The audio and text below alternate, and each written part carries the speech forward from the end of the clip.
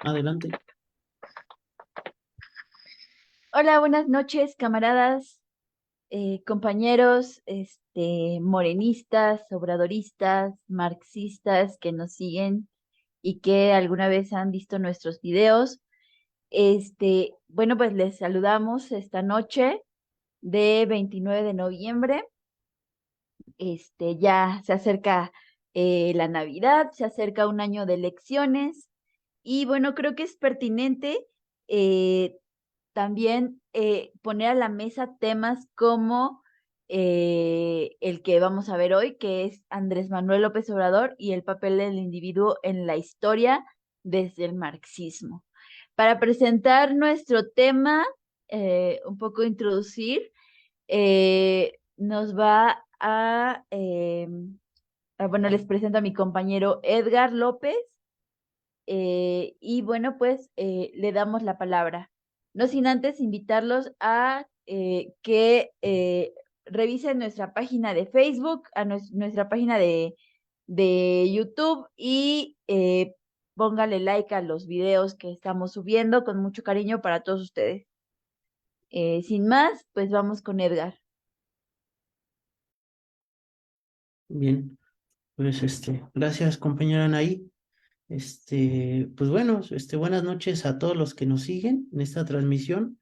Este tema nos parece muy importante. Ya habíamos hecho un video anterior en nuestro canal de la perspectiva que teníamos de qué va a pasar con el movimiento, pues después de que se vaya Andrés Manuel, y lo pueden revisar en nuestro canal de YouTube. Es interesante, pero abordamos el tema.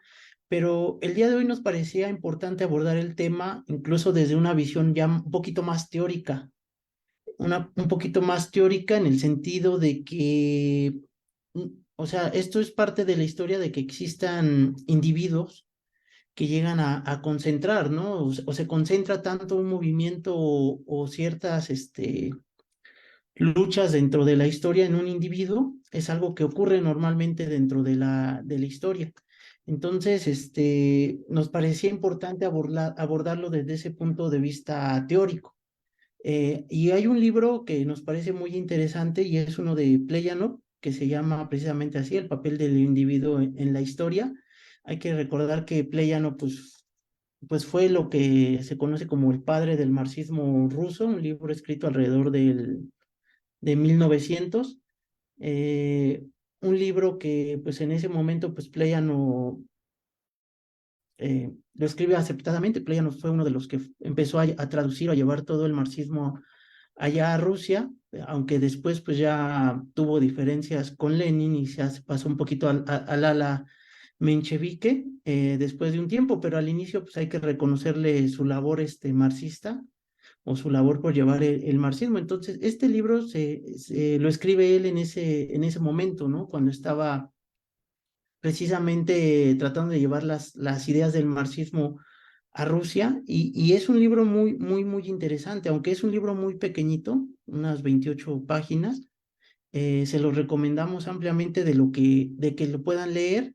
Es importante que le puedan dar una leída porque aborda varios temas, ¿no? Acerca de lo que es el individuo y precisamente el funcionamiento de, del individuo en la concepción de la historia.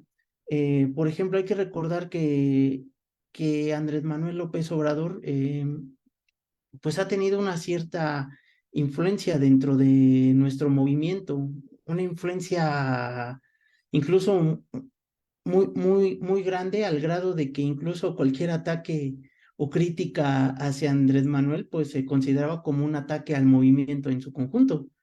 O sea, a ese grado de concentración de Andrés Manuel. Pero en este libro se va explicando precisamente cómo se da este fenómeno. O sea, no es nuevo, ¿no? Ya lo comentaba, no es nuevo dentro de la historia que individuos concentren, ¿no? O concentren ese tipo de poder, o que determinados momentos históricos algún individuo pueda modificar, ¿no? El curso de la historia. En la historia pues tenemos casos como Hitler, Napoleón, Stalin, no sé, grandes personalidades que en algún momento concentraron tanto este, tantas relaciones sociales detrás que podían influir en el movimiento. Entonces, sí es importante cómo analicemos esta visión de la historia. Nosotros hemos de recordar que hay dos visiones para analizar la historia, la visión pues científica y la visión no científica, que entendíamos como la visión idealista o la visión materialista. Nosotros obviamente tratamos de basarnos en una cuestión objetiva de la historia, no en una cuestión subjetiva. Entonces, en primera instancia me parecía importante ver cómo aborda, por ejemplo, la historia, la burguesía. O sea, por ejemplo, normalmente ideológicamente la burguesía todo lo resume a una cuestión individual, ¿no? O sea, que el individuo es el que va creando sus propias condiciones, ¿no? Al grado de que dentro de la historia burguesa, pues nos dan este tipo de discursos o charlas motivacionales, ¿no? De que si tú te esfuerzas, tú superas, vas a salir adelante, ¿no? O sea, todo lo resume a una cuestión completamente individual, y no toca las relaciones sociales que hay de fondo. O sea, por ejemplo, ahorita vemos que hay casos, ¿no? O nos venden esta historia de la señora que empezó vendiendo gelatinas, ¿no? Y que poquito a poquito va sorteando obstáculos hasta que hoy en día, pues ya, está al frente del movimiento. Ese es el tipo de historias que quizá nos vende la burguesía y lo vende constantemente, ¿no? O sea, por ejemplo, también nos vende la historia de Benito Juárez, ¿no? Un pastorcillo de Oaxaca, ¿no? Huerfanito a los 8 años, que estudió Derecho y se superó y se convirtió en un gran hombre, ¿no? O sea, digamos que esa es una parte ideológica que hace la burguesía, pues con el objetivo de que las personas no cuestionen el sistema capitalista, ¿no? Y que, pues, y si alguien sea pobre, pues finalmente no le eche la culpa al capitalismo, sino que se eche la culpa a sí mismo, ¿no? O sea, de ahí esta frase de que el pobre es pobre porque quiere. O sea, finalmente este tipo de visión, concentra, ¿no? Concentra toda esta perspectiva en que todo es culpa del individuo, ¿no? Si tú eres pobre es porque no le echaste ganas, no te superaste y es tu culpa, ¿no?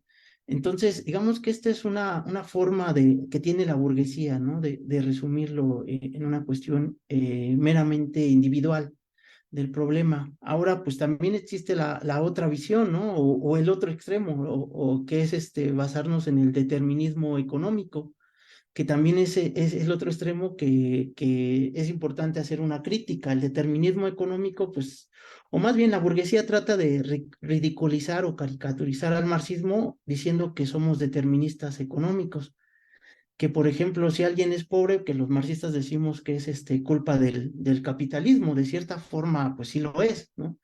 Y que nosotros que quizá cualquier argumento decimos que es culpa del capitalismo. Si eres pobre es culpa del capitalismo, si eres miserable es culpa del capitalismo, si tienes estrés y ansiedad es culpa del capitalismo. O sea, esa forma también de llevarla al otro extremo, de que todo es por una cuestión de determinación económica, pues también, ¿no? Raya también en el otro extremo. Entonces, la historia no funciona tampoco así. O sea, funciona con una relación entre individuos y relaciones económicas. Entonces, una relación dialéctica que incluso es pues más profunda y cuesta un poquito más de trabajo, pues tratar de desenmarañar toda esta relación de cómo se relaciona el individuo dentro de su entorno. Hay que recordar esta frase que pone Marx, ¿no? A la que nosotros nos marxamos los marxistas, de que los hombres hacen su propia historia, pero no la hacen a su libre arbitrio, dice aquí, sino la hacen bajo circunstancias elegidas por ellos mismos, sino bajo aquellas circunstancias que se encuentran directamente, que existen y que les han sido legadas por el pasado. Es decir, los marxistas entendemos que los hombres efectivamente hacen la historia, pero no la hacen con su libre albedrío. O sea, están condicionados a la sociedad en donde nacieron. O sea, finalmente, el lugar donde nacieron nadie lo eligió. O sea, una persona no elige nacer en una familia pobre o en una familia rica, simplemente naces, ¿no? Naces ahí y son condiciones que te fueron dadas. Y a partir de esas condiciones tú te vas desenvolviendo como personas. Y al mismo tiempo en ese círculo social que te desenvuelves, pues va influyendo en tu ideología, en tu forma de pensar. Entonces son una serie de cuestiones que en la que nosotros nos basamos, los marxistas, precisamente para entender cómo va interactuando el individuo con sus condiciones materiales que tienen a su alrededor. Y como les decía, pues sí, es bastante complicado de desenmarañar esta situación. Sobre todo porque en la cotidianidad, bueno, en la vida diaria, se nos presentan situaciones, ¿no? Que aparentemente son simples, ¿no? Por ejemplo, tenemos el caso, por ejemplo, de un vendedor. O sea, si yo voy a comprar un martillo, por ejemplo, a una ferretería, a lo mejor el proceso que se aparenta simple, ¿no? El intercambio parece bilateral entre dos personas, ¿no? Vendedor y comprador. Parecería un intercambio simple de la vida cotidiana, pero si ya haces un análisis más a fondo de todo el contexto, pues ves que no es un intercambio simple entre dos personas, sino es un intercambio social, que ya interactúan más fuerzas sociales que están completamente alrededor. Entonces, algo que parece una cuestión tan simple entre dos individuos, pues no, o sea, tiene todo un contexto y una serie de relaciones sociales que están de fondo, y eso es lo que cuesta mucho trabajo de desenmarañar. Que existen relaciones sociales que afectan precisamente a los individuos. Entonces, digamos que aquí están las dos formas, caricaturizadas, ¿no? La visión de la ideología burguesa, ¿no? De que te presenta todo a resumir como una cuestión individual, y la otra que te quiere llevar al extremo, ¿no? La cuestión del determinismo económico. Pero yo aquí quiero hacer el énfasis que esta, digamos, es una visión, que te impone, ¿no? Ideológicamente la sociedad burguesa. Pero esto no quiere decir que haya historiadores burgueses que interpreten la historia así. O sea, hay historiadores burgueses que sí se meten a estudiar las relaciones económicas de fondo.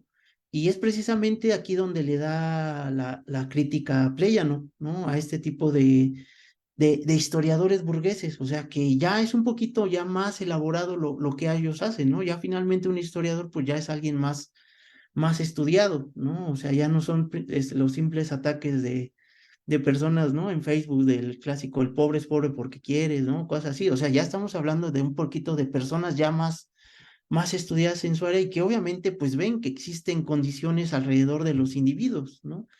Entonces, aquí Pleyano pues primeramente hace la crítica a este tipo de situaciones que lo quieren llevar a su extremo, ¿no? Los historiadores burgueses, y sale a la condición de que efectivamente, o llegan a la conclusión estos historiadores burgueses de que efectivamente hay relaciones económicas que afectan a los individuos, y que estos individuos, pareciera que no pueden, cambiarse su entorno más allá de esas condiciones dadas.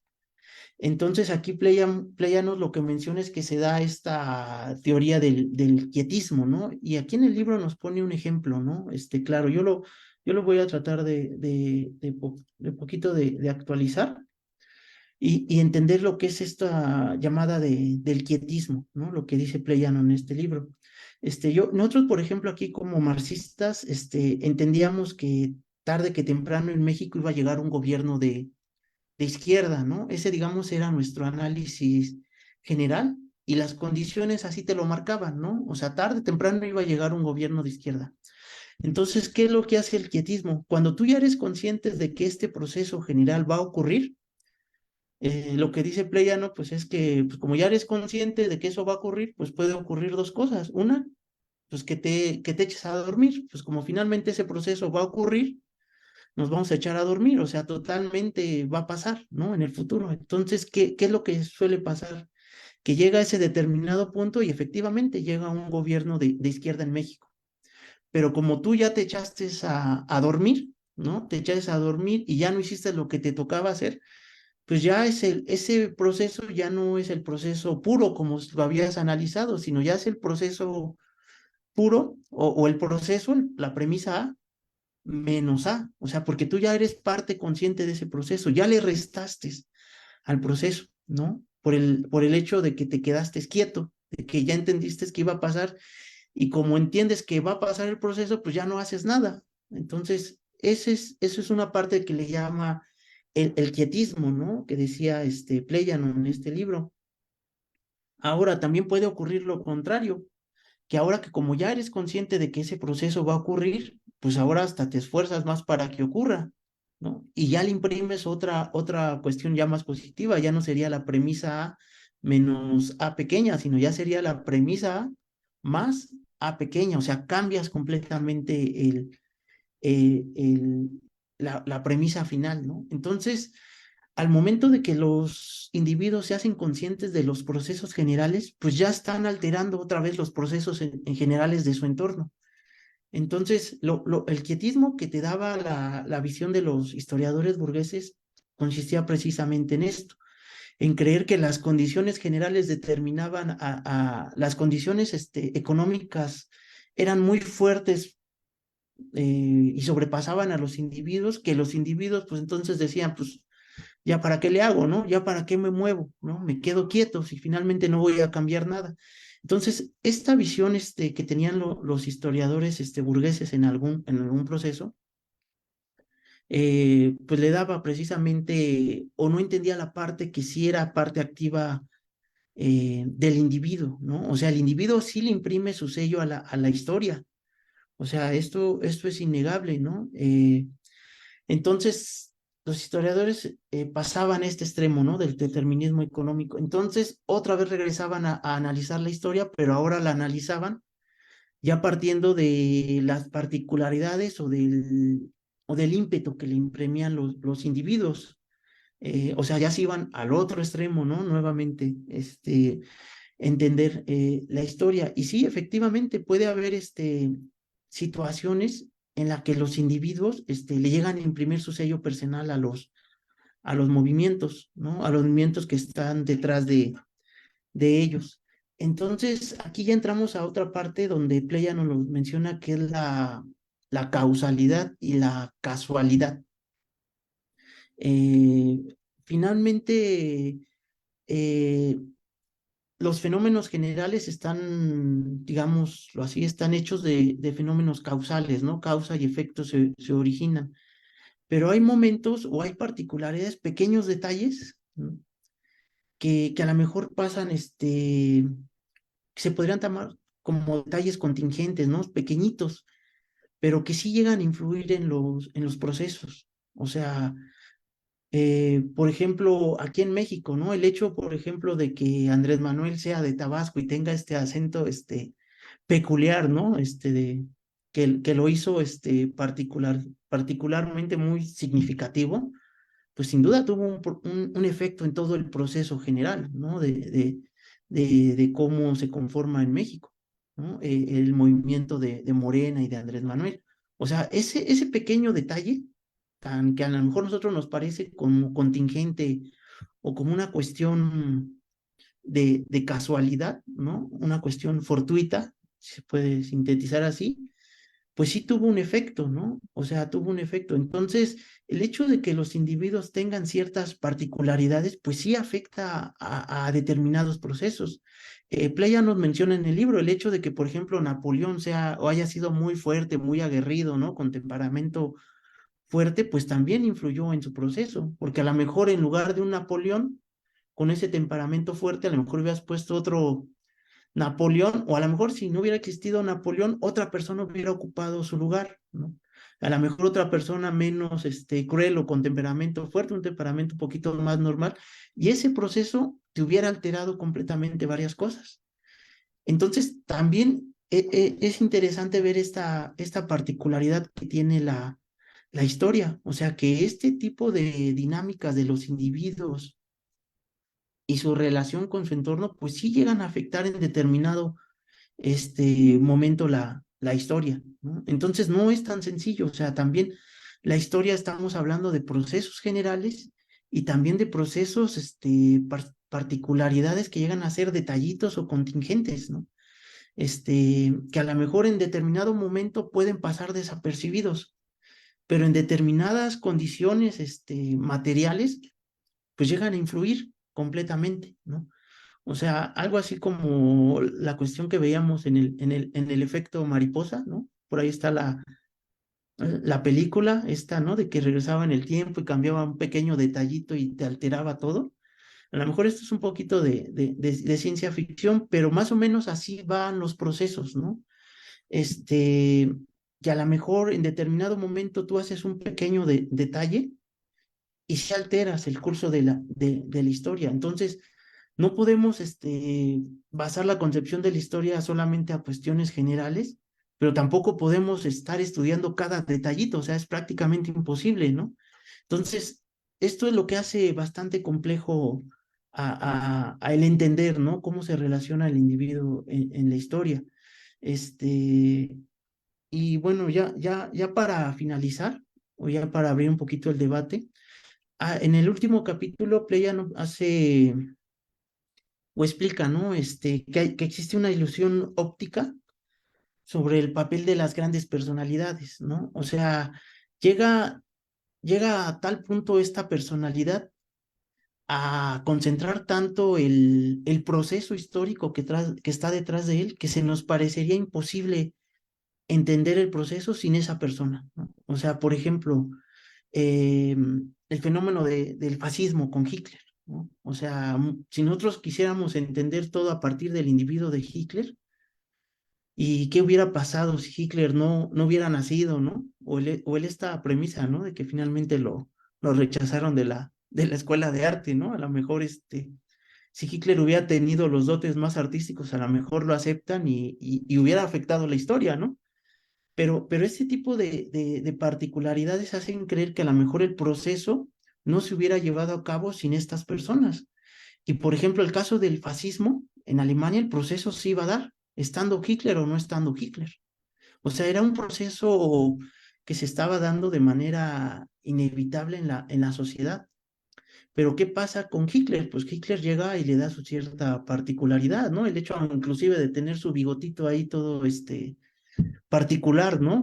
O simbólico, pues también afectó dentro del proceso. Entonces, el hecho de que el individuo vaya concentrando este poder le va imprimiendo su sello personal y puede hacer que personas que a lo mejor estaban en condiciones de representar ese movimiento, pues se vayan haciendo a un lado, ¿no? O se vayan opacando o la misma historia los vaya un poquito relegando.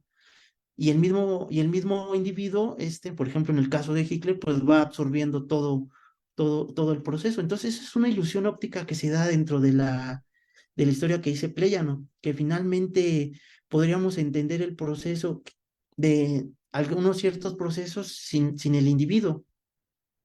Por ejemplo, en el caso de México, el proceso histórico de la izquierda en México se hubiera dado con López Obrador, ¿sí? O sea, el proceso ahí va, ¿no? Se iba a dar con López Obrador o sin López Obrador. Pero el hecho de que López Obrador estuviera al frente del proceso, que a través de López Obrador se hayan expresado muchas necesidades históricas, le iba dando la pauta para que él mismo le fuera imprimiendo su sello particular al proceso. A tal grado que incluso se podría entender, no se podría entender el proceso sin López Obrador a este grado, ¿no? Pero les decía, es como tipo ilusión óptica. Y obviamente, pues, el personaje le va influyendo, ¿no? Va creando como cierta escuela a su alrededor, ¿no? O sea, incluso hasta muchos compañeros hablan ahí similar a como lo hace López Obrador, precisamente porque le ha impreso un sello general al movimiento, ¿no? Entonces, todo este tipo de particularidades son, pues sí, bastante difícil de entender y la única manera de poder entenderlo es desde una visión desde el materialismo histórico, ¿no? Entendiendo el proceso de que existen, sí, relaciones, económicas que ya están determinadas, o sea, nosotros ya nacimos en el capitalismo, nadie impidió nacer aquí en el capitalismo, pero ya nacimos ahí. Y entonces, no tenemos otra forma de desenvolvernos más que dentro de este sistema económico. Estamos limitados, ¿cierto? pero también el individuo puede acelerar o ralentizar los procesos. Entonces, pues toda esta situación, pues yo creo que solamente se puede entender desde una visión científica, objetiva, y como les expliqué, es bastante complicado, porque finalmente cuántos individuos, ¿no? No estamos ahorita en la Tierra y cada uno le trata de imprimir ahí su sello personal. Entonces, o sea, es una relación bastante complicada, ¿no? Les comentaba, pero solamente se puede entender la historia desde esta visión, una visión científica, basándonos a las verdades objetivas, porque finalmente la historia tiene leyes y la historia se rige a través de leyes, porque muchas veces nos hacen creer, ¿no? Que esta área de las ciencias sociales, no se le puede dar un carácter, científico, ¿no? Lo que nos tratan de decir, y lo cual es, completamente falso. O sea, sí, la historia, pues, se basa en concepciones,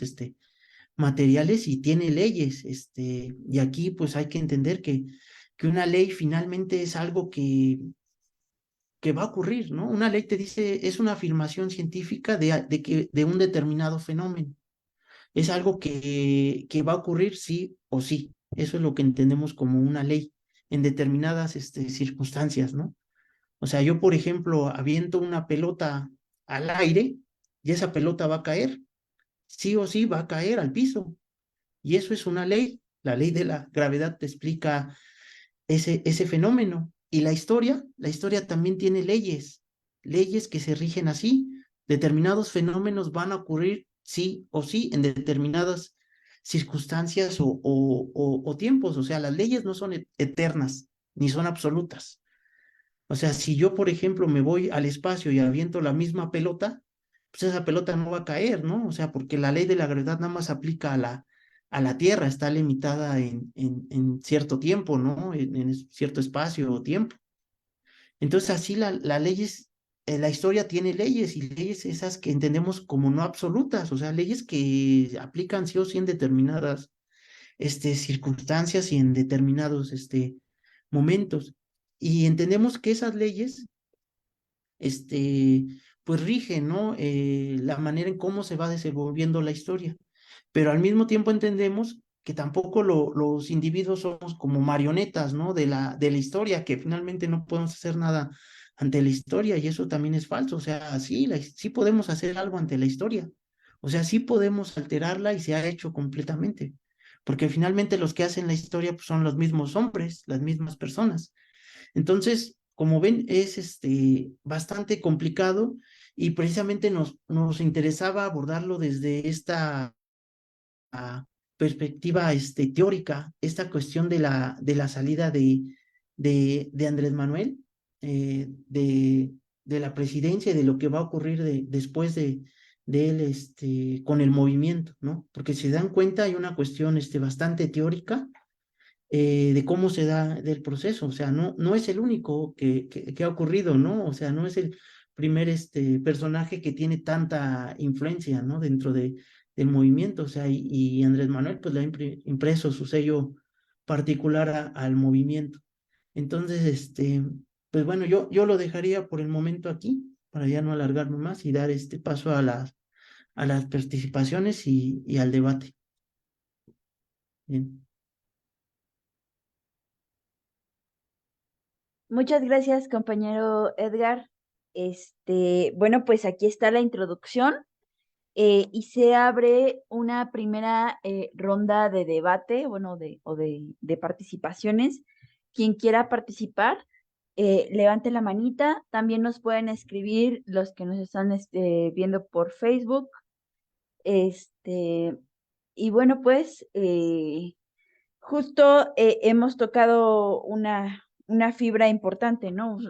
Un problema histórico importante al hablar también de un personaje tan importante como Andrés Manuel López Obrador. Entonces, bueno, con este personaje, pues no podemos negar que él es el artífice de muchas políticas y de gran parte del movimiento que se ha llamado la Cuarta Transformación, y que incluso tanto al inicio de su gestión como años durante y ya en la parte, bueno, estamos viviendo la parte final. Él es el que ha sorteado, ¿no? Los distintos embates, sobre todo contra, bueno, los embates que han surgido de la derecha mexicana, ¿no? Y él también ha sido el que mueve las piezas del ajedrez, que también, bueno, pues teniendo la investidura que tiene, pues ha impreso esta situación de su política, de su sello, como decía Edgar, a esta gestión y a esta transición política. Y claro que lo podríamos comparar, ¿no? Con varios personajes históricos, ¿no? Que han tenido también una repercusión similar, ¿no? Muchos han dado por compararlo con Benito Juárez, ¿no? Este, sobre todo con él, con Madero, este, ¿con quién más? Y bueno, pues también no podemos evitar pues, también este paralelismo histórico con ciertos personajes, este, y especular un poco qué es lo que pasará después de que Andrés Manuel López Obrador deje el cargo pues, de presidente de la República, ¿no? Y creo que a todos nos viene la nostalgia porque la gestión ha sido, ha sido muy buena, muy prometedora y también muy esperanzadora para para los diferentes movimientos de izquierda. Y justamente eh, preocupa el hecho de que alguien venga a querer llenar este espacio, ¿no? Que Andrés Manuel ha sabido jugar, ¿no? En este tablero lleno de incidencias, lleno de conflictos, y que de alguna u otra, una u otra manera ha salido airoso, ¿no? Eh, eh, ya sea por la legitimidad que ha tenido desde el inicio de su gobierno, ya sea por la lucha política y social que lo precede, y que también ha sido muestra de algunas políticas que él mismo ha lanzado durante esta administración, y que se han materializado, bueno, pues en megaproyectos, en reformas, la reforma, bueno, intentos de la reforma eléctrica, reforma energética, ¿no? Que si hubieran sido, o que si no hubieran tenido trabas en en la legislatura, se hubiera plasmado el carácter total de la lucha política que ha tenido este personaje también, ¿no? Que, eh, que de alguna manera esta lucha política también este enfoque a las clases trabajadoras, a las clases más vulnerables, pues ha tenido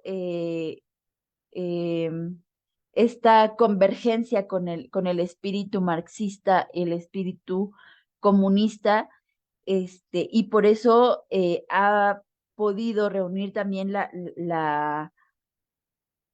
pues el apoyo de diversos contingentes de extrema izquierda también, ¿no? Y aunque no de todos, ciertamente hay una izquierda que todavía ve esto como, no como avances, sino como propios de un estado autoritario. Y bueno, pues creo que también pues es válido todavía esa crítica, aunque no la comparto. Sin embargo, por X o por Y, todos los contingentes hablan de él, ¿no? Todo el mundo, de acuerdo a su postura, a su ideología política y económica, no veo manos levantadas. Por eso me estoy extendiendo un poco. De acuerdo a su postura política y económica, todo el mundo tiene una postura sobre Andrés Manuel López Obrador, ¿no? Eh, y, eh, y la pregunta así es si la cuarta transformación seguirá o se profundizará o se mantendrá después de Andrés Manuel López Obrador, después de cuando él se vaya a la chingada, de que cuando ya no esté en las mañaneras, de que ya no esté en constante comunicación con los medios. ¿Qué va a pasar con esta cuarta transformación? Y Gilberto tiene la manita levantada, muchas gracias. Adelante.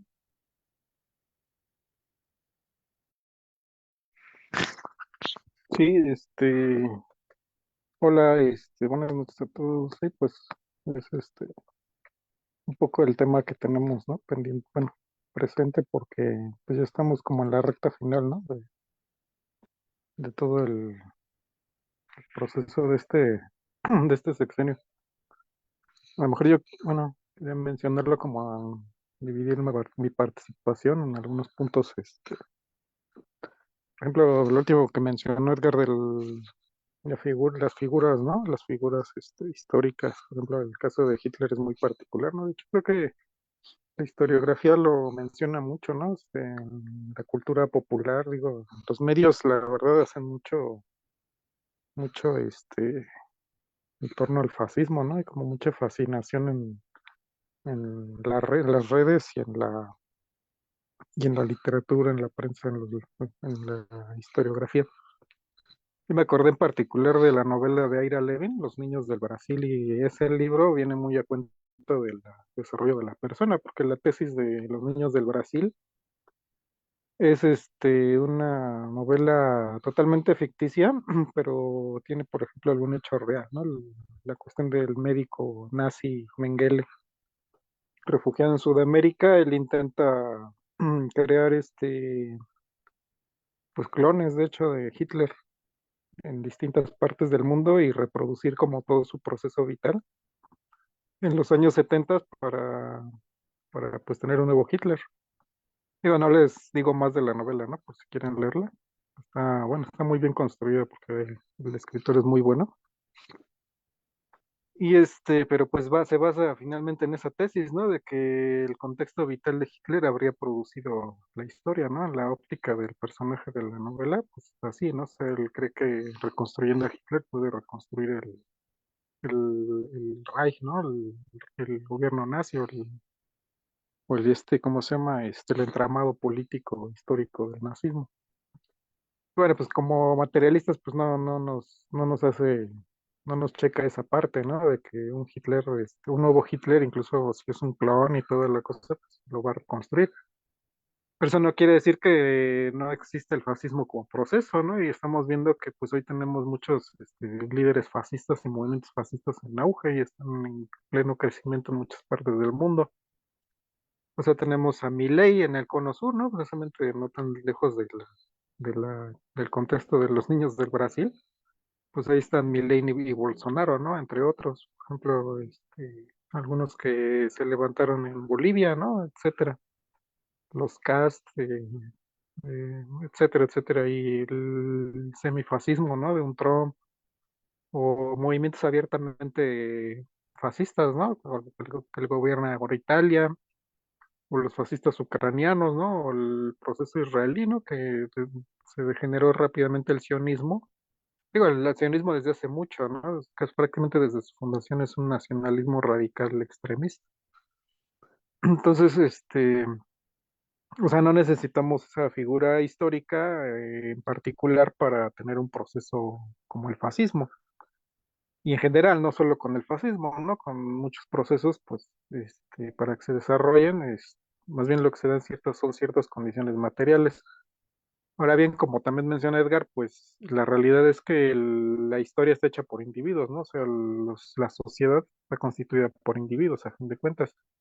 Sean o no líderes, porque pues para que haya líderes tiene que haber un movimiento, ¿no? O sea, tienen que existir movimientos de base, movimientos de masas, y los líderes son estos individuos puestos, digamos, un tanto al frente de este movimiento para que se produzcan o presente, se dirija hacia cierto punto y eso ya, de ahí, a partir de ahí, pues ya va a depender mucho o van a tener mucho peso las decisiones y opciones que tomen también los liderazgos, pero si un liderazgo toma decisiones que vayan en contra del movimiento o se oponga a su propio movimiento, pues ocurre un cortocircuito, ¿no? Que puede llevar a que el movimiento se descomponga o que prescinda de este líder o de este liderazgo, pues porque a veces, muchas veces los liderazgos pueden ser colectivos, a veces un líder individual puede tomar mucho más peso, ¿no? Eso depende de muchas circunstancias.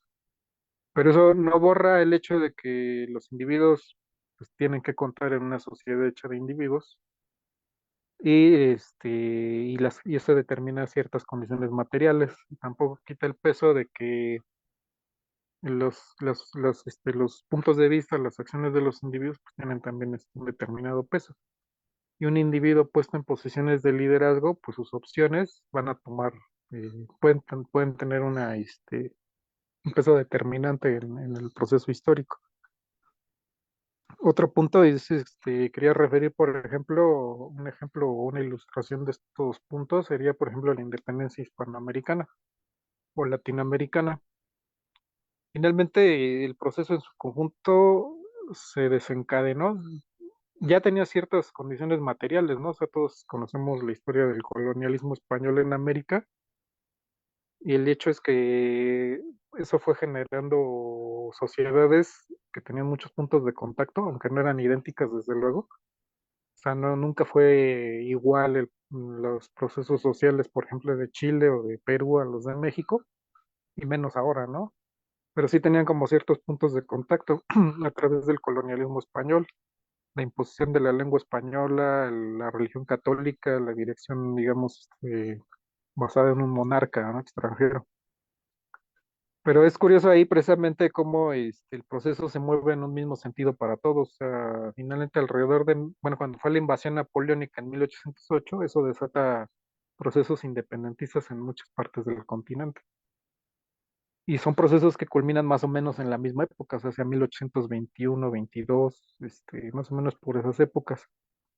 Entonces, podemos ver que el proceso de independencia pues, era un proceso continental. O sea, que abarcaba sociedades muy separadas unas de otras por la geografía, pero que finalmente estaban involucradas en un proceso histórico.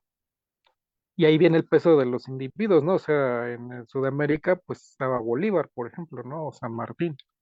Y en México estaba Miguel Hidalgo, estaban Morelos, por ejemplo. Entonces, de las opciones políticas que ellos tomaron, pues fueron hasta cierto punto diferentes, ¿no? O sea, por ejemplo, Morelos e Hidalgo apostaron a las clases más subordinadas, ¿no? A los indígenas, a los pobres. Bolívar en parte también, pero en buena medida los independentistas de América del Sur apelaron muchas veces a los criollos, a los grupos criollos, entonces eso determinó que las opciones en ambas regiones fueran muy diferentes. O sea, en México la revolución, digamos, también tuvo connotaciones sociales mucho más profundas que en América del Sur. No quiere decir que no las hubiera en América del Sur, ni que digamos, no hubiera este tipo de situaciones en México. Pero eso determinó derroteros diferentes, ¿no? O sea, la guerra en México fue muy profunda y fue muy devastadora, particularmente devastadora. Y en América del Sur, digamos, el cambio a veces fue también por acuerdo, ¿no? O a veces el desplazamiento de los españoles fue, digamos, un poco más suave en algunos puntos después de los puntos álgidos, por ejemplo, cuando liberan Perú o Bolivia o Chile. Entonces, pero se culminan más o menos en términos parecidos y en plazos parecidos, o sea, finalmente el resultado es hasta cierto punto semejante, o sea, la independencia y creación de naciones, la independencia de las naciones sudamericanas y México y Centroamérica, y se vuelve irreversible, o sea, a partir de cierto punto de vista materialista, pues ya era irreversible, pero se produce por vías, digamos, propias de cada región, porque pues finalmente los individuos eran diferentes, ¿no? Y tomaron diferentes opciones políticas. Entonces, como que hay procesos, digamos, es un proceso que se puede seguir hasta cierto punto, ¿no? Hay procesos más complejos, pero finalmente hoy, por ejemplo, los países capitalistas son muy diferentes entre sí también, o sea, y eso se debe a tanto a cuestiones materiales como obviamente el hecho de que hay diferentes individuos, ¿no? En los liderazgos políticos, en las sociedades y en sus tradiciones culturales. Pero todos, digamos, o la mayor parte de los países hoy en día, pues están unidos, por ejemplo, por el mercado mundial, ¿no? Que es un proceso material que unifica incluso continentes, ¿no? O sea, esa es, digamos, una condición fundamental. ¿Qué opciones tomen los individuos y sus liderazgos? Pues es muy variado, ¿no? O sea, finalmente las sociedades se conforman en estados, en sociedades con un estado, digamos, como garante o defensor del orden establecido y clases subordinadas que buscan liberarse. Entonces, esos son realidades materiales, pero eso no implica que necesariamente van a tener los mismos plazos ni los mismos procesos, ¿no? Por ejemplo, cuando la Unión Soviética estaba en plena revolución, pues hubo revolución en Alemania y en Hungría, pero pues no lo hubo bueno, sí, en Alemania y Hungría, pero no lo hubo, por ejemplo, en Inglaterra o Francia. Y sin embargo, las revoluciones surgieron del mismo contexto de la Primera Guerra Mundial. Entonces, ¿por qué sí ocurre en Rusia, pero no en Francia? Y eso que en Francia había mucha agitación, o sea, no es como que Francia estuviera pacífica, ¿no? Había mucha agitación obrera y había partidos, también había partidos socialistas, etcétera, y el Partido Comunista. Entonces, pero no se produce. Y eso pues tiene que ver mucho también tanto con la cuestión material como con las opciones políticas que tomaron. Y hay una de las opciones políticas de los individuos y de los liderazgos, concretamente fue denunciada incluso por Lenin, ¿no? O sea, la traición de los partidos, por ejemplo, los partidos obreros, cuando traicionan al internacionalismo proletario. Y eso fue patente en el caso, por ejemplo, francés, o incluso en Alemania y en otros países, prácticamente con la excepción del partido ruso, y el partido ruso entonces sí logra desatar la revolución, y los otros no. Entonces es una combinación tanto de la cuestión material, pero también las opciones que tomaron los liderazgos políticos, en este particular los liderazgos de los partidos socialdemócratas, ¿no? Como se llamaban en ese entonces. Entonces, esos serían como en ese punto. El otro punto es concretamente del López Obradorismo y en general del movimiento, ¿no? En México. O sea, aquí también es muy patente, digo, a lo mejor también cuenta mucho que la sociedad en México pues se dio lo que se llamó el presidencialismo, ¿no? O sea, concretamente es como este tema de hoy trasladado al caso mexicano, ¿no? O sea, nos viene nos queda el saco en México porque se habló mucho incluso en la literatura política, ¿no? Desde los 80 que era el país de un solo hombre, ¿no? Así le decían que era México, que quien definía todo era el presidente. Se llegó a crear como una especie de mitología, ¿no? En torno a la sucesión presidencial. O sea, lo que se llama el famoso tapado, ¿no? O sea, el tapadismo era como la doctrina, ¿no? Sobre todo en la prensa, ¿no? Y en la literatura política acerca del presidente sucesor. Y eso es muy particular porque, o sea, es como que toda la cuestión materialista pues estaba dejada de lado, ¿no? O sea, se consideraba que pues, incluso le decían el dedo, ¿no? O sea, el dedo del presidente señalaba al sucesor. Y entonces como que todo el proceso histórico quedaba en la bruma, ¿no? O sea, prácticamente todo se trataba del presidente en ese momento, son de la mano, todavía está Cedillo, entonces se trataba de descifrar qué tenía en la cabeza del presidente en ese momento y por tanto quién iba a ser el sucesor. O sea, pues era un análisis totalmente antimaterialista, no era totalmente lo contrario, o sea, no atendía, digamos, a causas políticas concretas, sino pues un acto de voluntad, complicidad o cualquier cosa. Pero, y todavía eso nos lastra un poco, ¿no? O sea, todavía como muchos, sobre todo los medios corporativos pues, vienen de esa época y casi todos esos analistas vienen de esa época, pues todavía nos traen un poco eso, ¿no? O sea, estaban tratando de descifrar qué tenía López Obrador, ¿no? Y que quién era, incluso como que quisieran reeditar eso del tapado, ¿no? Pero pues no ocurrió así. Y entonces como que también eso bueno, como que eso también les movió mucho el esquema y los alteró porque finalmente la prensa se nutría de eso, ¿no? De descifrar la frase críptica del presidente y de tratar de entender qué había dicho y a quién había dirigido. Y pues también para eso estuvieron las mañaneras, ¿no? O sea, también eso es desequilibrante y eso también rompió mucho ese ciclo de heroísmo, ¿no? De la cuestión presidencial en México y política. Eso era realmente, ¿no? O sea, aquí el culto al individuo en la doctrina y en la literatura política, pues era eso, ¿no? O sea, descifrar la mente de alguien para intentar entender qué estaba pasando en la política. Y pues eran pocos los autores, ¿no? Que se iban a la historia o hacían verdadera ciencia, ¿no? O sociología para entender cómo eran los procesos, cómo se estaban moviendo las masas, cómo se estaban moviendo las bases, porque pues finalmente y ahí sigue, ahí sí, seguirá habiendo pues, esos procesos materiales, ¿no? Las masas mismas, hechas también por individuos. Entonces, la crisis del sistema pues llega como a todos los niveles, pero pues todavía en no, ¿verdad? Sigue impulsando esa concepción y buscando por dónde volver a implantarla.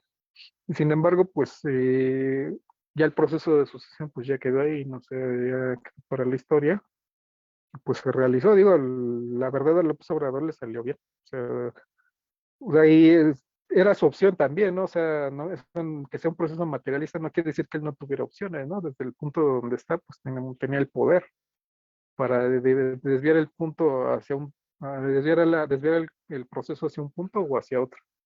Podría no haber adoptado las encuestas, ¿no? Podría haber hecho las asambleas, que por ejemplo era la opción que nosotros defendíamos desde nuestro punto de vista. Si hubiera realizado asambleas, probablemente se hubiera elegido un candidato con más apego al partido, ¿no? O sea, y a la militancia movilizada. Pero optó por un método de encuestas que tiene como otros puntos, ¿no? Que a lo mejor no abordamos ahorita, pero pues tiene otras connotaciones, ¿no? Y finalmente era su opción política. Y la otra es, también pudo haber optado por una designación, ¿no? Que esto, por ejemplo, no hubiera tenido una base material tan sólida, ¿no? Porque una imposición hacia el viejo estilo, pues hubiera acarreado mucho descontento de las bases, ¿no? Si la encuesta no está bien, una designación hubiera sido peor. Entonces son opciones políticas que en algún momento el liderazgo puede optar con las consecuencias plenamente plenamente materialistas, ¿no? Porque nada ocurre sin consecuencias. Entonces, ahora, pero pues, supo manejar y pues supo poner, también dar opciones a las otras, opciones, digamos, de candidatos. Entonces, esa inclusión, pues incluso hasta de algunos que ni debían estar ahí, ¿no? Por ejemplo, el precandidato del Verde, ¿no? Por ejemplo, un Monreal, ¿no? Al que nadie ya identifica como parte del movimiento. Pero bueno, digamos, es parte de esto, ¿no? O sea, como que no dejar fuera a nadie así. Esa es otra opción política. Y pero salió bien porque finalmente, pues la sociedad como en general, salvo los mismos de siempre, pues no hubo como una movilización en contra, o sea, no hubo una respuesta hasta ese punto. Y digo hasta el momento porque pues, falta la principal, ¿no? Que es presente la elección y todavía son mucho tiempo de campañas aún para que todavía se definan puntos. Y sin embargo, pues se movieron con cierta holgura porque pues la oposición no tiene nada, ¿no? O sea, todos los candidatos más ruinosos que ha tenido la oposición en mucho tiempo, ¿no? O sea, ni Salinas, ¿no? O sea, a Salinas muchos lo han visto, querido ver como el gran político y pues no, ¿verdad? O sea, no, tampoco es un gran político, o sea, es muy inescrupuloso y muy hábil para ciertas cosas, pero incluso un Salinas, pues esto es tan peor, ¿no? O sea, los candidatos de ahora son como farsas, ¿no? Son como marionetas, que se les ven los hilos. Entonces, con esa holgura, pues había como que eso amplía las opciones, ¿no? Cuando hay holgura en las condiciones, pues hay más opciones. Pero ya eso no quita que se tenga que tener habilidad para moverse entre ese tipo de cuestiones. Entonces, bueno, pues con esas, reflexiones quedaría y, bueno, por el momento, gracias. Muchas gracias, Gil. Recuerden que estamos rolando la palabra. Si alguien quiere participar, levante la manita. Este,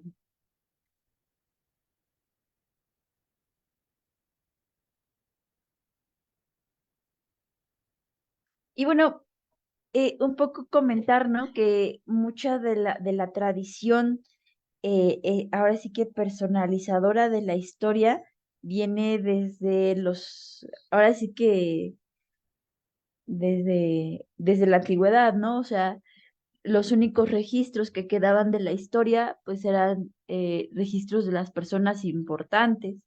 Y todo lo demás, movimientos sociales, pues la verdad es de que quedaban borrados. No era que no existieran, sino que quedaban borrados y cualquier triunfo que hubieran tenido o modificación, pues tenía que ser aceptada por un único hombre, ¿no? Que era, pues ya fuera el emperador, el rey, la cara más visible de estos, pues reinados, ¿no? Y ya en el Renacimiento incluso se vuelve a eso, ¿no? O sea, recordemos a Maquiavelo, ¿no? Esta visión del príncipe que, que justamente su éxito o su fracaso tenía mucho que ver con las características que él tuviera, ¿no? Con las actitudes con las que él manejara su gobierno. Y pues era un poco más no de ser, o se trataba no de ser indulgente, sino de ser mucho más firme e incluso era preferible que fuera temido por los demás, ¿no? Y bueno, también estas características de la política, de hacer política, se imprimen eh, pues en esta clase política que ya va a ascender junto con la burguesía, ¿no? Eh, y también, o sea, estos mitos de los héroes que vienen a ser este, la salvación del pueblo, pues no nada más son mitos religiosos que tienen mucho que ver con la mitología religiosa, sino que también están justo en la historia, ¿no? O sea, se construyen estas visiones de estos seres heroicos, este, como, como es Napoleón, ¿no? También ya lo habían comentado, ¿no? Y no sé si alguien más quiere participar, si no, no sé si Edgar nos quiere eh, empujar un poquito o a dar sus últimas palabras. Bueno, no las últimas, sino, perdón, sus conclusiones. Sí, pues sí, vamos retomando el tema, ¿no? Dentro de la historia está esta parte que se suele llamar el bonapartismo. El bonapartismo que de hecho se da precisamente el nombre se retoma de Napoleón, ¿no? De Napoleón Bonaparte. El bonapartismo es cuando todo un movimiento se concentra en torno a un individuo. Eso es lo que entenderíamos como el bonapartismo, y de hecho dentro del marxismo hay una parte que entendemos como el bonapartismo proletario, ¿no? Porque movimientos de izquierda, y de hecho es muy recurrente que movimientos de izquierda concentren todo en torno a un individuo. Y en América Latina lo hemos tenido muy recurrente, ¿no? En Venezuela se concentró todo en torno a la figura de Hugo Chávez. Brasil tenemos a Lula, no sé, hay varios ejemplos y es una manera de llamarlo como bonapartismo proletario. Pero en términos generales esto entendemos como bonapartismo, el hecho de que todo el movimiento se concentre en torno a un individuo y que este individuo pues llegue a concentrar pues muchas decisiones que pueden cambiar el rumbo de la historia, pero hasta cierto punto, ¿no? Nuevamente volvemos a regresar, que están limitados a sus condiciones económicas y a sus condiciones materiales que les tocó vivir. Por ejemplo, el caso de Andrés Manuel, ¿no? O sea, ya lo hemos comentado de que pues, es un personaje que pues, actualmente es el que se concentra, ¿no? Todo nuestro movimiento de izquierda aquí en México, pero es tan grande su personalidad que al mismo tiempo tiene un límite. Por ejemplo, el hecho de que la reforma eléctrica no haya pasado, te habla de ciertas limitaciones económicas. Por ejemplo, cuando se dio la nacionalización de la industria eléctrica aquí en México con Adolfo López Mateos, o sea, se da no solamente una reforma eléctrica, sino se da la nacionalización de todo un sector en aquel entonces. Y en aquel entonces fue más fácil hacerlo. ¿Y por qué Andrés Manuel hoy en día no puede hacerlo? Incluso yo creo que es una figura un poquito mucho más fuerte, ¿no? Que lo fue Adolfo López Mateos, ¿no? En su momento. Es porque hay un periodo histórico que es el que estamos viendo actualmente, que es un periodo de contrarreformas, a diferencia del periodo que le tocó vivir, por ejemplo, a Adolfo López Mateos, que era un periodo de reformas, o sea, el Estado hacía constantemente reformas, y ahorita vivimos un periodo de contrarreformas. Entonces, el hecho de que tengas a un personaje tan importante como un Andrés Manuel, pero que al mismo tiempo esté limitado por su contexto material del periodo de contrarreformas, pues ahí ya te muestra precisamente el choque que se da, ¿no? La visión dialéctica de que los materialistas queremos entender. La situación, por ejemplo, con Andrés Manuel, de que sus decisiones han afectado el curso, ¿no? Lo han determinado para cierto lado, ¿no? Ya lo comentó Gil, ¿no? El hecho de que, por ejemplo, Andrés Manuel se haya decantado por el método de encuestas en vez de un método más democrático que son las asambleas que nosotros consideramos o los comités de base, pues ya te habla, ¿no? De que hacia dónde se pudo haber decantado el movimiento. O sea, y esas pequeñas decisiones del carácter particular o ideológico que haya tenido el personaje, pues influyen, ¿no? Completamente en todo el movimiento. Entonces, pues sí es algo interesante, ¿no? Discutir esta manera de cómo se da la relación entre el individuo, ¿no? Y precisamente la historia. Y bueno, pues yo creo que ahí ya se han mencionado varios casos, ¿no? En este libro Pleyano también menciona algunos ejemplos por ejemplo, ¿no? De hecho, se va un poquito más a este rubro, ¿no? De supuesto, ¿no? De qué hubiera pasado, sí, ¿no? O sea, esta cuestión que se oye hoy en día como tipo multiversos, que a lo mejor no es una cuestión muy científica, ¿no? Porque estamos basados en supuestos y ya se dice muy comúnmente que el hubiera no existe. Pero sí es necesario tratar de hacer ese tipo de ejercicios, mentales, ¿no? Porque finalmente la ciencia se basa en supuestos que tienes que ir comprobando con verdades objetivas o con hechos. Entonces, Playa nos menciona, ¿no? Algunos ejemplos, ¿no?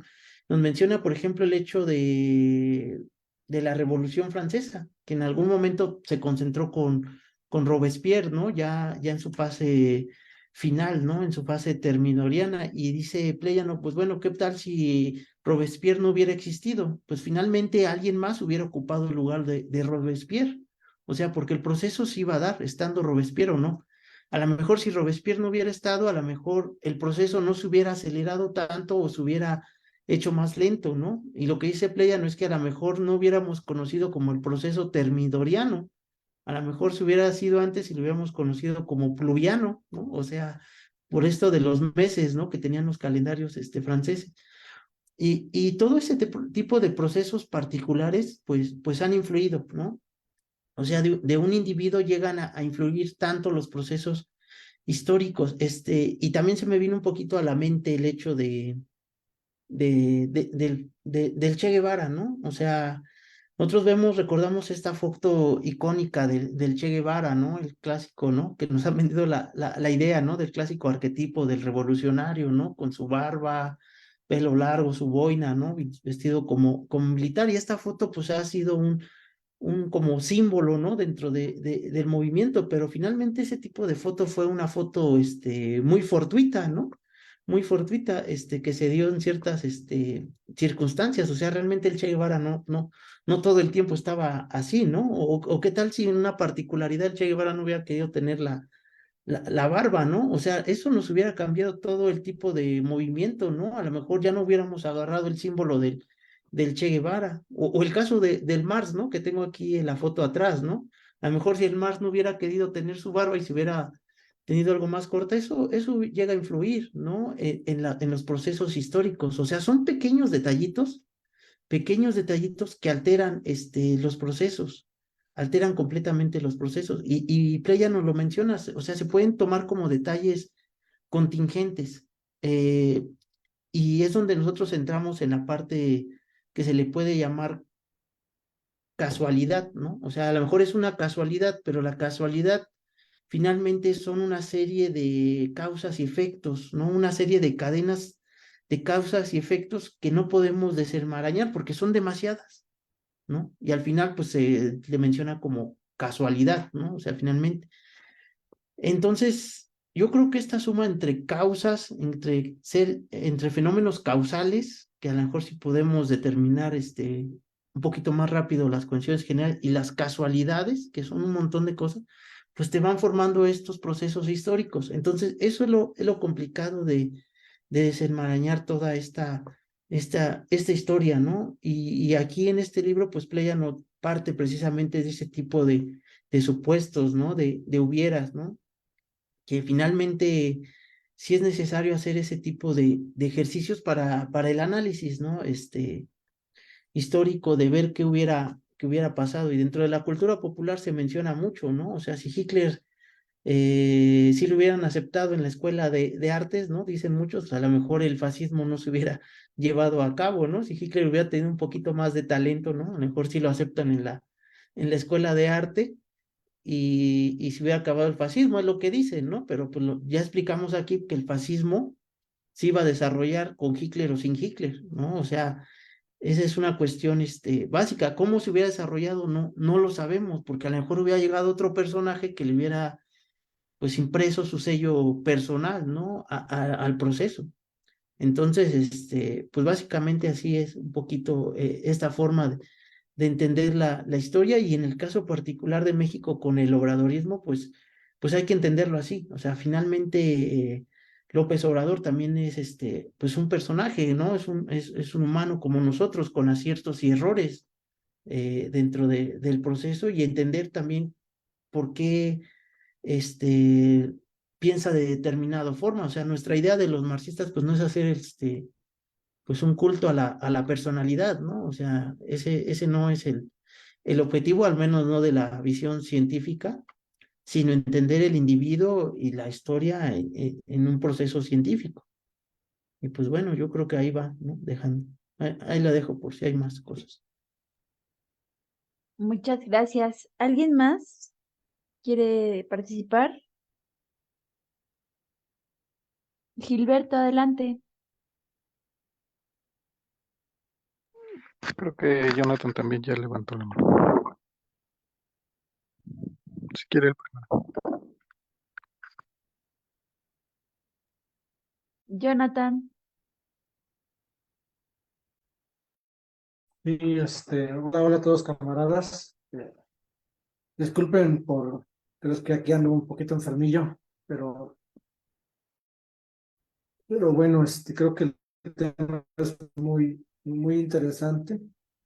Solamente quisiera hacer una reflexión a lo que se ha comentado dentro de aplicado al concepto o al fenómeno de Andrés Manuel López Obrador, ¿no? Yo creo que hay que dimensionar al menos tres niveles que nos podrían ayudar a poder entender el dilema en el cual se encuentra este, el movimiento, ¿no? Y aterrizándolo a lo que es. Yo creo que un primer nivel sí tiene que ver con condición estructural, ¿no? O sea, es decir, la economía. Si bien es cierto que nosotros no somos economistas, imputar, pero creo que sí es importante decir que la correlación en la economía sí genera de alguna manera ciertos cambios y esos cambios van a impactar en fenómenos sociales complejos, ¿no? Andrés Manuel López Obrador no podría ser Andrés Manuel López Obrador si no lo ajustamos con la crisis económica. Los cambios que ha ido haciendo, por ejemplo, en el 2022, pues tendrían que también ser visualizados dentro de la crisis del 2020, ¿no? Que también fue algo muy importante que pasó y que de alguna manera han generado esas condiciones históricas que han dado la posibilidad de poder imaginarnos un mundo diferente, ¿no? O sea, ¿por qué Andrés Manuel llega en 2018 y no empezó la dirección de la economía capitalista y eso permea de alguna manera, ¿no? La segunda dimensión tiene que ver una dimensión política, ¿no? O sea, la correlación de fuerzas a nivel político al interior de nuestro país ya a nivel geopolítico juegan un papel importante. Es decir, hasta qué punto Andrés Manuel puede ser explicado con la crisis del dólar, ¿no? Esto que hablamos de la crisis del dólar, la desdolarización, la pérdida de hegemonía de Estados Unidos, el ascenso de China, los conflictos geopolíticos que hay en Ucrania y en Gaza, que son muy fuertes, y toda la correlación que se da al interior de América Latina y al interior de México, bueno, pues eso también apoyado con todo ello, ¿no? Pues lo que está generándose es que está barriendo permanentemente con todos los sectores de la derecha mexicana, ¿no? O sea, no tiene competencia, ¿no? Y habría que decirlo, ¿no? No tiene competencia porque la derecha mexicana está desorientada, ¿no? O sea, ante este fenómeno social, bueno, pues ahí está el punto, no tienen respuesta, ¿no? O sea, han quedado de alguna manera eh, encerrados o,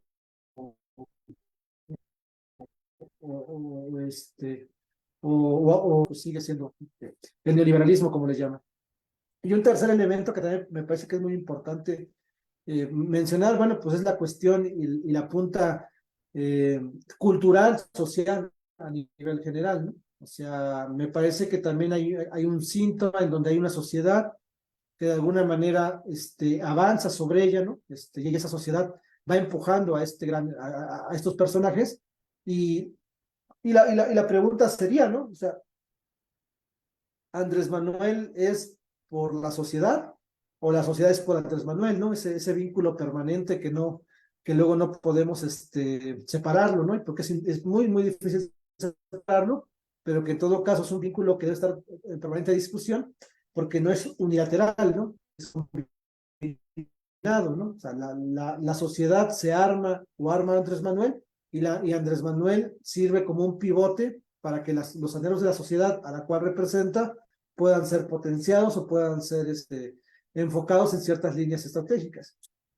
Entonces yo creo que ahí hay otro elemento muy importante, o sea, es tratar de ver el fenómeno en esas dimensiones para poder comprender que un individuo, si bien es cierto, sí tiene la capacidad, o sea, tampoco no queremos desconocer, o no quisiera yo desconocer el talento de la política de Andrés Manuel, pero también hay que decirle que mucho de lo que hace, pues está basado en esas condiciones históricas.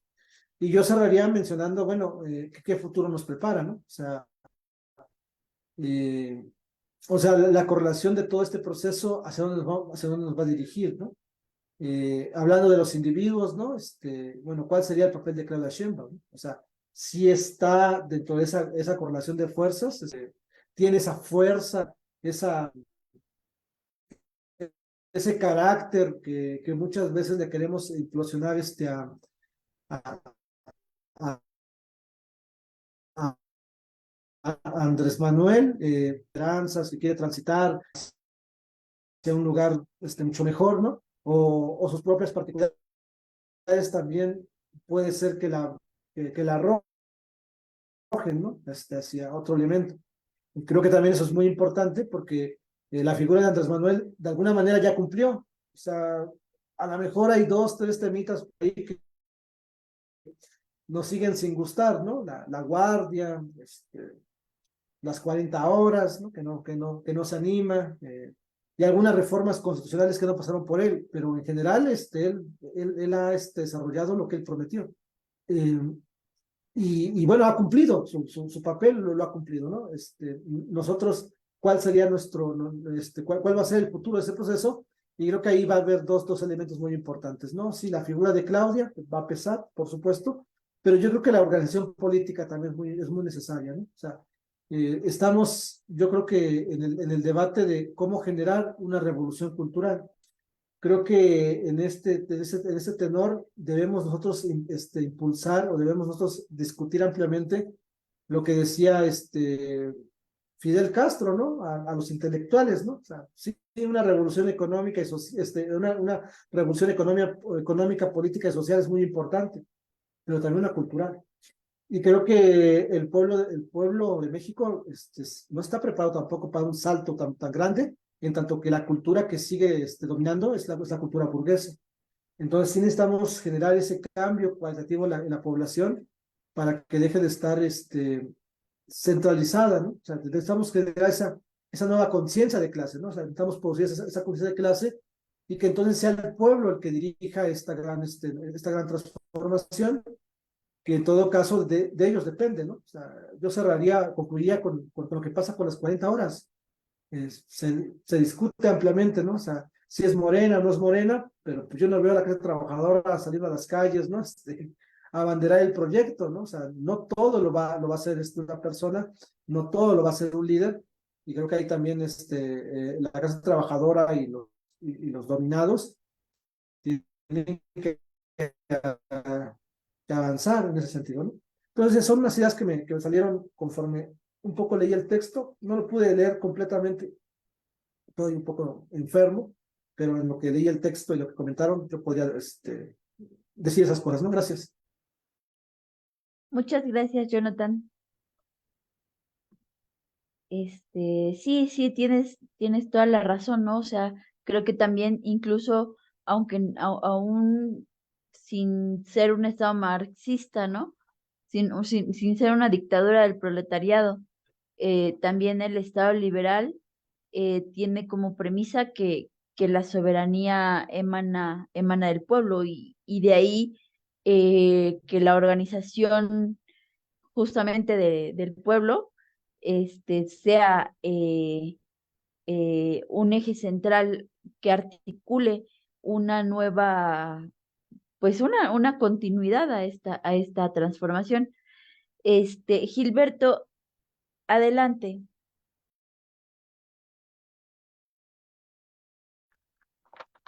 Sí, precisamente, bueno, a lo mejor una nota metodológica, ya como segunda ronda, ¿no? Este, sobre algo también que comentó Rosy en el chat, ¿no? O sea, hacia dónde va el proceso actual, ¿no? De México, finalmente. Y finalmente, bueno, como ella comenta, ¿no? Pues se necesitan muchas condiciones, ¿no? Para que se mantenga ese impulso. Entonces, que lo que hay que poner en relieve es que la concepción materialista de la historia no es como una fórmula, ¿no? No nos va a permitir resolver el problema histórico con un esquema, ¿no? Como en el sentido de, ya que estamos en un proceso capitalista, luego entonces se va a seguir una desenlace histórico, ¿no? O sea, para saberlo o para poder precisamente aprender ese modo de analizar, pues en esta, como en toda disciplina y como en toda ciencia, pues un profundo estudio de las condiciones concretas. Es decir, necesitamos conocer en profundidad el proceso económico, el proceso histórico, el proceso social y también conocer a los individuos. O sea, necesitamos conocer muy bien los individuos que toman parte. Obviamente no podemos conocer a todos los individuos que conformamos, ¿no? O sea, pues, y ni siquiera porque seamos millones, ¿no? Incluso un número más reducido sería, pues, inviable, ¿no? O sea, no hay manera. Pero por un lado se pueden conocer los procesos que existen en las masas con algunas herramientas. O sea, por eso es la sociología histórica marxista, ¿no? La teoría de los modos de producción y finalmente averiguar, ¿no? Las condiciones de vida, las opiniones políticas, los grupos sociales, los grupos sindicales, los partidos. Y desde luego también los liderazgos, ¿no? A lo mejor la historiografía muchas veces ha descansado en el estudio de los liderazgos porque es más viable, ¿no? O sea, queda mucho el registro de lo que escriben, lo que hacen y lo que dicen los liderazgos, sean los Napoleón Bonaparte, los Lenin, los De Gaulle, en general los líderes políticos, los líderes sindicales, pues queda el registro, ¿no? O sea, tanto en sus obras como en las obras que se escriben sobre ellos y en los libros de historia, pues están llenos de sus acciones. Entonces, pues esa parte también hay que conocerla, o sea, digo, la teoría materialista no nos exime, ¿no? De conocer la historiografía, digamos, llamémosla entre comillas burguesa, ¿no? O sea, tanto no materialista como, digamos, medio materialista, ¿no? Que existe comúnmente. O sea, tenemos que conocerla y tenemos que, digamos, a través de las herramientas materialistas también como que conjuntar toda esa información, ¿no? Con los procesos que existen en las masas.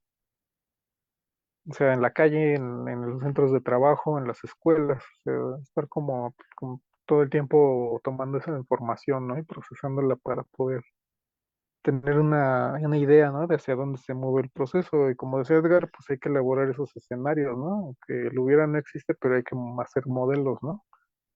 De qué pasaría si ocurre este proceso en cierta dirección.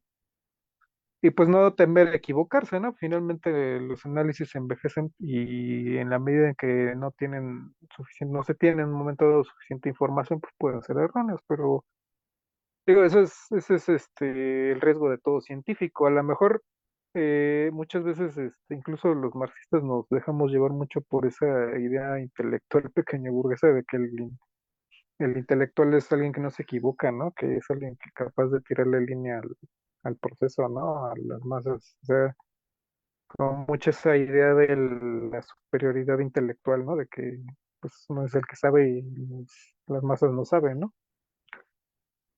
Pero yo, digamos, el intelectual marxista pues tiene que ser ajeno a eso, ¿no? Tiene que ser un verdadero científico y pues no tener miedo de equivocarse en un momento dado y pues tener que corregir, ¿no? O sea, finalmente volver a lanzar otra hipótesis para que se vayas aproximando a la realidad. Finalmente el movimiento de la ciencia es ese, ¿no? O sea, pasa de un menor conocimiento a un mayor conocimiento de un proceso.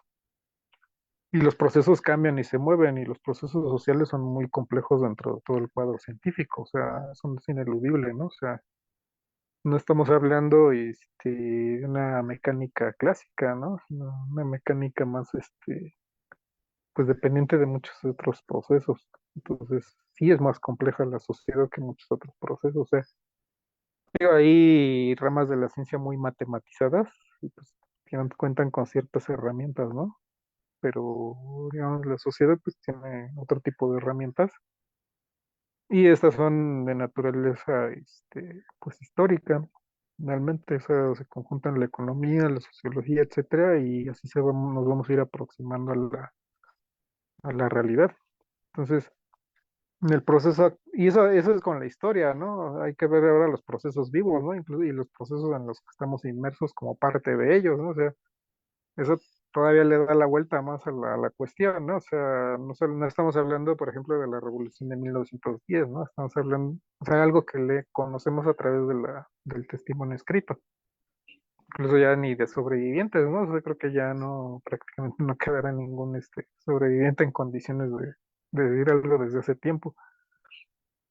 Entonces, es un proceso actual y más aún, o sea, no es un proceso distante, ¿no? O sea, no es algo que vemos desde fuera, ¿no? Como podría ser otro país, sino que es algo en lo que estamos inmersos, o sea, nuestros propios intereses vitales y personales están inmersos en el proceso. Entonces, eso afecta mucho cómo aprender, ¿no? El proceso en su conjunto, porque lo estamos viendo desde dentro. Pero eso tampoco nos excluye, ¿no? Y finalmente la teoría materialista también nos da las guías, ¿no? O sea, es como una, una línea un hilo de Ariadna, ¿no? Que nos permite como ir un poco saliendo del laberinto de del no saber. O sea, y el no saber significa que se pueden tomar opciones políticas erróneas, de acuerdo a los intereses de clase.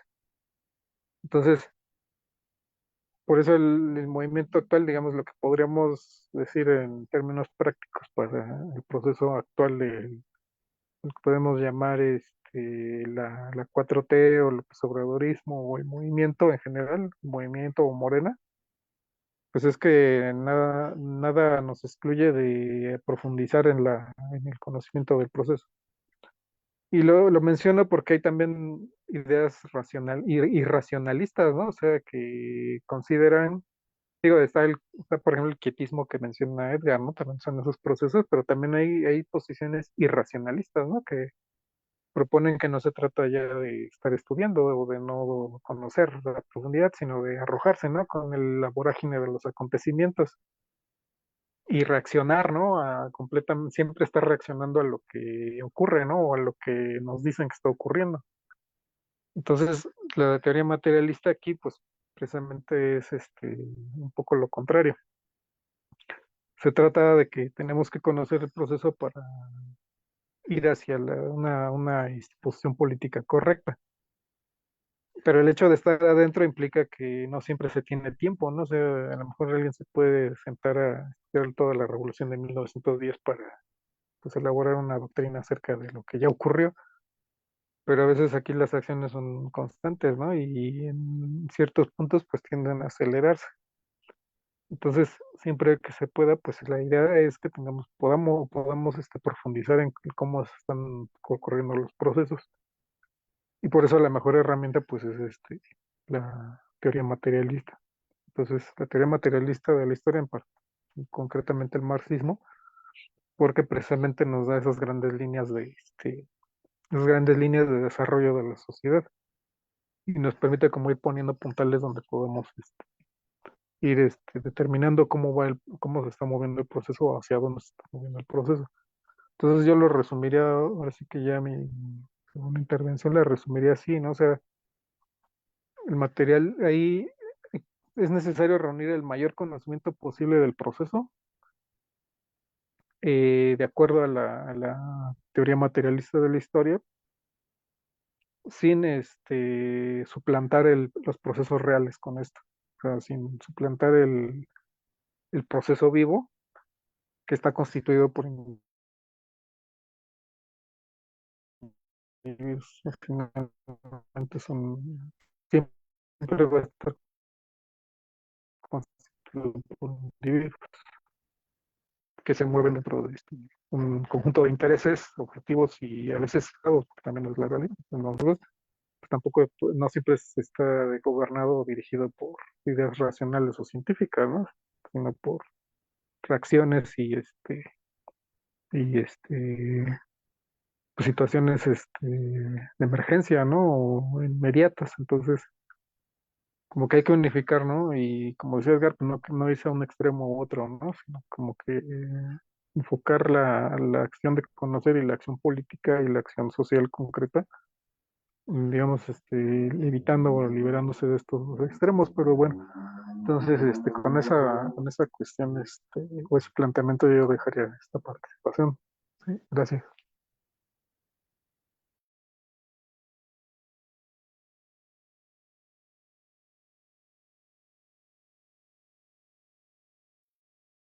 Gracias, compañero. Ay, Gil, pues han estado muy atinados esta noche. También la compañera Rosy que nos escribió en el chat dice, ¿qué pasará después del sexenio de AMLO? Dependerá de la conciencia, organización y activación de la sociedad para que se mantenga, detenga, avance o profundice la cuarta transformación. Y nos dice, gracias por hablar de un tema que es necesario abordar. Saludos. No sé si hay mensajes en el Facebook. No veo mucho de eso, pero no sé si alguien más quiere participar.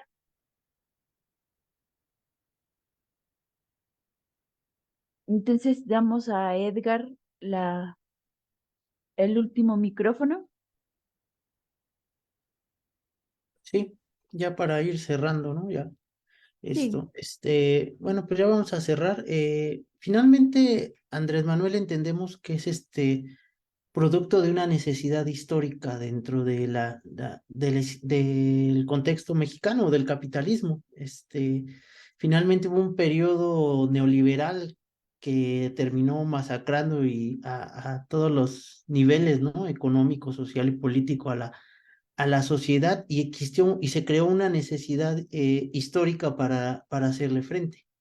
Y finalmente Andrés Manuel viene de esa necesidad, ¿no? Histórica, de hacerle frente al neoliberalismo o a estas políticas neoliberales. Entonces, nosotros nos basamos en las leyes precisamente que rigen al capitalismo y a lo mejor podemos entender el contexto general. O sea, en el capitalismo existen periodos de auge y periodos de crisis, ¿no? O sea, sube, baja, o sea, es una dinámica constante del capitalismo, sube y baja.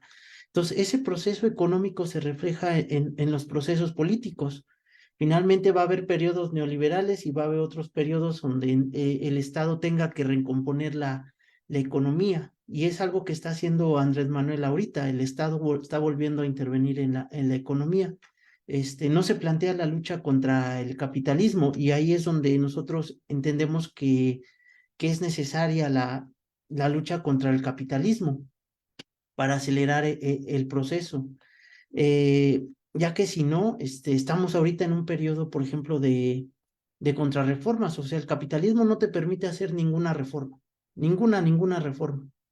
A lo más que te permite hacer el capitalismo son algunos programas sociales, que es, a lo mejor que es lo que ha hecho la izquierda en América Latina, ¿no? Se basa en ciertos programas sociales, pero finalmente los programas sociales pues van a tener un límite, ¿no? O sea, un programa social a lo mejor sí te ayuda a las personas, pero después de cierto tiempo va a tener un desgaste, ¿no? O sea, finalmente un programa social te ayuda, pero no te resuelve el problema del empleo, no te resuelve el problema de que haya mejores condiciones laborales, no te resuelve problemas económicos más de fondo.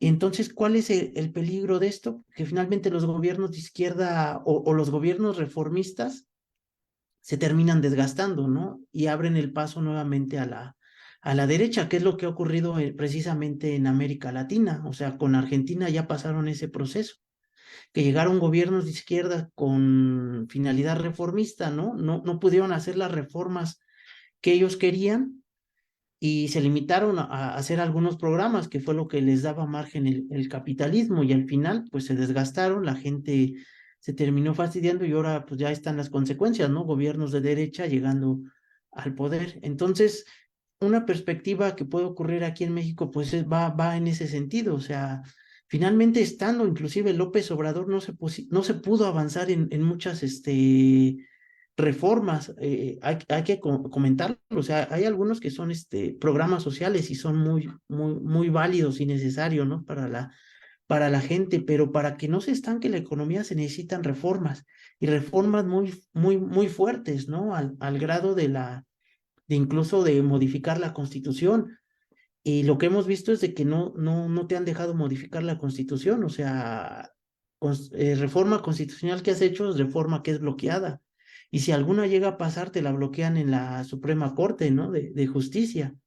Entonces, por ese camino, pues tarde que temprano el movimiento de izquierda se va a desgastar, porque la gente necesita ver cambios económicos, o sea, reales, o sea, tangibles. Entonces, eso es un posible escenario de lo que pueda pasar. Nosotros no podemos lanzar con exactitud lo que va a ocurrir, porque ya depende, ya lo comentamos, depende también de los individuos, ¿no? O sea, también va a depender de cómo pueda Sheinbaum reaccionar ante esos procesos o los individuos que están alrededor de Sheinbaum. Eso también puede llegar a influir, ¿no? En que un proceso se acelere o se retenga. Aquí, por ejemplo, en México, se nos trata de ser la mentalidad de que no hablemos de socialismo, no hablemos de capitalismo, no hablemos de lucha de clases, que porque la gente no está, suficientemente informada, ¿no? Para hacer eso, ¿no? Mejor no lo hagamos, ¿no? Pero una cuestión que podría acelerar ese proceso es precisamente hablar de eso, hablar de capitalismo, hablar de socialismo, hablar de lucha de clases. Hay que entender, por ejemplo, el proceso en Venezuela. En Venezuela, Hugo Chávez sí te hablaba de esos procesos, sí te hablaba de socialismo, de marxismo y sus programas, por ejemplo, de televisión, pues te metía todo ese tipo de problemáticas y de cierta forma eso te aceleraba los procesos de toma de conciencia. Entonces, por ejemplo, lo que ocurre en México es que Andrés Manuel no hace ese tipo de acelerar el proceso de toma de conciencia y eso va a tener una consecuencia. O sea, finalmente sí, Andrés Manuel en sus mañaneras da una batalla, ¿no? Ideológica o en todos los términos contra la derecha, ¿no? Que lo está atacando, pero ese problema de acelerar la conciencia y de hablar de análisis del capitalismo, socialismo, otros temas que sí lo hizo Chávez a lo mejor en su momento y que permitió acelerar el proceso en Venezuela, pues va a tener sus consecuencias aquí también en México. Entonces, no podemos saber qué va a ocurrir, estamos como definiendo líneas generales de que puede ocurrir el proceso, finalmente son perspectivas, no son profecías, no son clarividencias, ¿no? Finalmente, ciertas particulares se van a tomar en su momento, vamos a ver cómo se reacciona, ¿no? Pero son procesos que podrían ocurrir, ¿no? Entonces, yo creo que pues ya con eso lo terminaría, nada más invitarlos a que sigan estudiando el marxismo, leer este tipo de documentos son muy necesarios, prepararnos para lo que venga, eso es de rigor, así que eso es de ley, no podemos omitirlo, ¿no? Pase los que pasen los escenarios, no queda otra más que organizarnos y seguir formando políticamente, ¿no? Porque si no, entonces adentramos a la teoría del quietismo, ¿no? O sea, finalmente si ya está todo decidido, entonces ¿para qué nos esforzamos, ¿no? ¿Para qué nos seguimos organizando? O sea, no está dicho nada, hay que seguir formándonos y prepararnos en cualquier momento. O sea, sí se puede cambiar el curso de la historia y sí se puede acelerar el proceso en el toma de conciencia. Si hablamos desde un análisis del capitalismo, se puede hacer, pero bueno, entonces ahí queda la invitación, ¿no? Para los compañeros. Muchas gracias.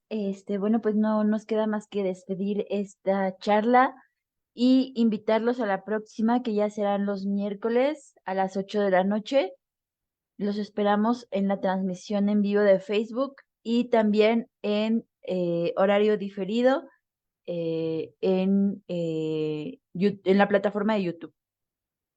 Sin más, pues los invito a visitar otra vez nuestras páginas, a darles like y suscribirse para que les lleguen los materiales. Nos vemos y hasta la victoria siempre. Saludos, buenas noches. Nos vemos, buenas Bye. noches.